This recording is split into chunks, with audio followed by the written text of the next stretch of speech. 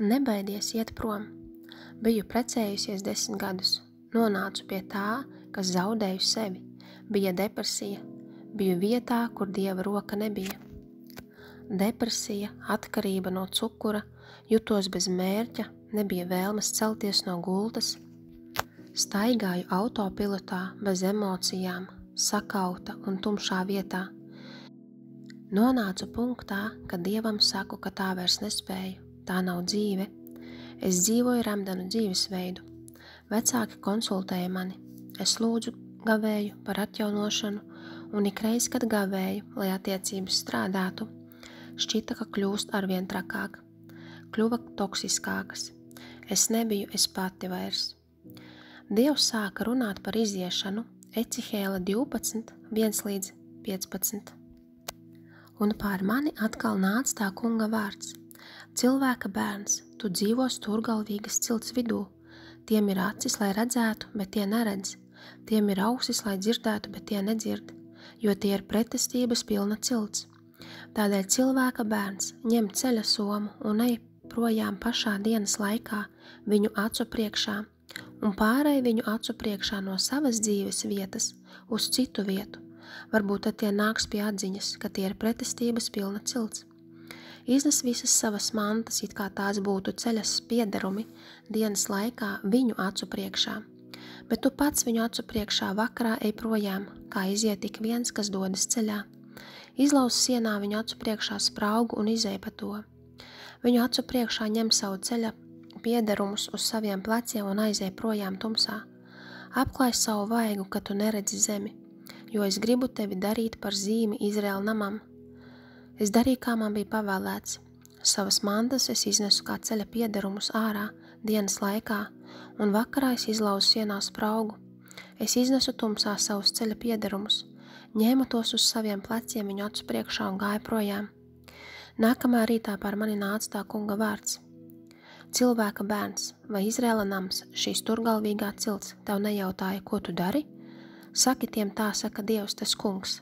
Šis vārds ir par valdnieku Jeruzālēmē un par visu Izraēla namu, kas tur dzīvo. Saki tiem, es esmu jums par zīmi, kā es darīju šeit, tā notiks arī viņiem. Tos izvedīs un tie būs jādodas trimdā. Valdnieks, kas viņu vidū ņems savas mantas uz pleciem un aizies projām, tumsā.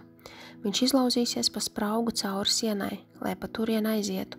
Viņš apklās savu vaigu, lai neredzētu vairs zemi ar savām acīm. Bet es metīšu savu tīklu un izplāšu to pār viņu, lai viņš sagūstīts manos valgos. Es viņu aizvedīšu uz Bābeli, Kaldeju zemē, bet viņš to neredzēs, viņš tur nomirs. Un visus, kas ir ap viņu, visus viņa palīgus un viņa karaspēku es izklīdināšu visos vējos un pacelšu aiz muguras pret tiem zobenu. Tad tie atzīs, ka es esmu tas kungs, ja es tos izklīdinu tautu starpā un izskaisu pa dažādām zemēm. Atradu drosmi ar 2 bērniem doties. Vīrs bija nodrošinātājs, visus rēķinus maksāja. Baidījos, kā man tas būs. Domāju, vai spēšu vien izdzīvot, atļauties. Labāk būt vienai nekā attiecībās, kurās ir jāizliekās, ka laimīga. Citi paliek attiecībās, kuras Dievs nav nolicis. Šie cilvēki kļūst rūgti, ļauni, iesprūduši. Kamēr vīrs bija darbā, paņēma mantas un aizbraucu ar bērniem.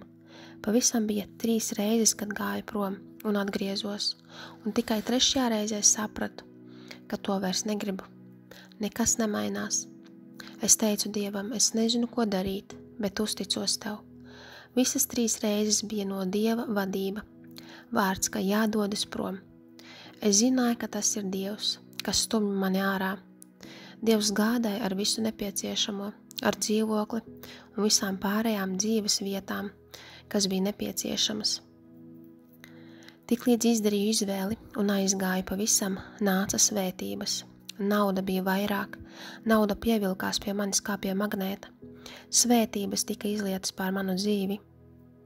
Dažiem no jums esat iesprūduši, trūkums dēļ cilvēka blakus. Draudzē runā, ka Dievam nepatīk šķiršanās, bet ir cilvēki, kuri dzīvo kopā, kurus Dievs nav paredzējis būt kopā. Un varbūt arī tā, ka esi ar cilvēku kopā, kuru Dievs ir nolicis tev par izredzēto, bet vēl nav īstais laiks.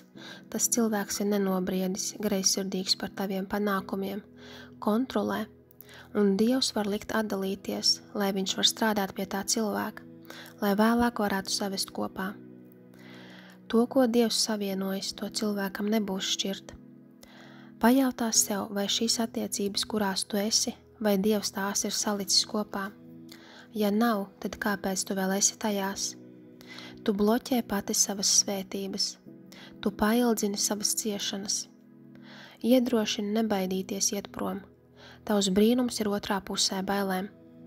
Dievs runāja, lai es sakārtoju papīrus, izšķiru laulību, jo tā nebija celt uz Dieva principiem.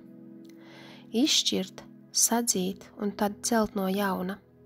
Ja esi ar neīsto cilvēku kopā, tad, kad šķirsi attiecības, atdalīsies no viņa, tad Dievs tev atklās tavu vīru. Kamēr būsi attiecībās, Dievs klusēs. Tev jāizdara izvēle. Lai kam tas būtu, ir laiks doties. Nebaidies, Dievs palīdzēs katrā solī. Tici un paļaujies uz Dievu.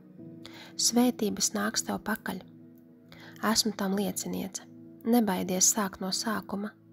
Kad no savas dzīves noņēmu noteiktus cilvēkus, Dievs par mani parūpējās, tā kā vēlējās. Dievs gaida, kad izdarīsi kustību, lai viņš varētu izdarīt kustību. Kad esi ar nepareiziem cilvēkiem, Dievs aizturēs tavas svētības. Tie cilvēki, ar kuriem esi kopā, no kuriem Dievs liek atdalīties, viņi nav pelnījuši svētības, kas domātas tev. Ezra 10, 2-3. Mēs esam bijuši neusticīgi un grēkojuši pret mūsu Dievu un esam veduši mājās svešas sievas no tās zemes tautām, bet vēl taču ir cerība Izrēlam. Mums visiem tagad tikai jāapsolās mūsu Dievam, ka mēs visas šīs sievas un tos, ko viņas dzemdējušas, izraidīsim pēc mūsu kunga padoma, un to padoma, kas sajūda bailes mūsu Dievu pavēļu priekšā, un to, lai darām saskaņā ar likumu. Celies, jo uz tevis guļ šī lieta, mēs būsim ar tevi, esi stiprs un rīkojies. Kad atlaidīsi neīsto, nāks īstais, un ar to Dievs teiks, ka cilvēkam nebūs šķirt. Dievs grib, lai viņa bērni ir priecīgi, mierā, ne stresā un depresijā, lai svētības tiktu bloķētas, aizturētas, lai Dievs ir tavs vīrs, tur tavu roku, kad tu ej ārā no toksiskām attiecībām. Gadās apprecēt neīsto. Ja tā gadījās, tas nepagodina Dievu un ir laiks doties prom. Lētāk nav palikt. Tas maksā tavu dzīvi, brīvību, mieru, mērķi. Tiklīdz aizgāja prom, dzīve gāja uz augšu. Viss saistīts ar tavu kustību. Mērķis, laulība, mantojums. Ir laiks atlaist, iet prom.